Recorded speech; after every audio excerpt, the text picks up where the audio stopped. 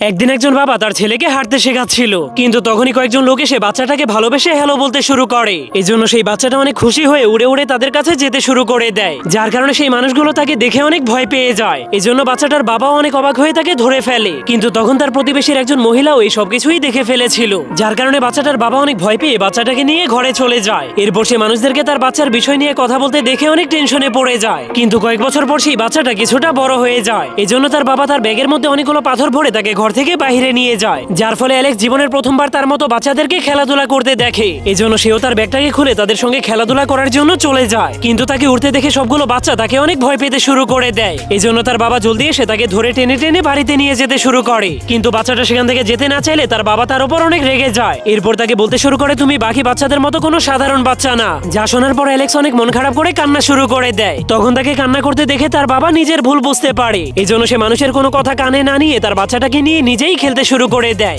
যা দেখে সেখানে দাঁড়িয়ে থাকা সবগুলো মানুষ অনেক অবাক হয়ে যায়। তো বন্ধুরা, যাওয়ার আগে আপনার প্রিয় বাবার নামটা কমেন্ট করতে ভুলবেন না।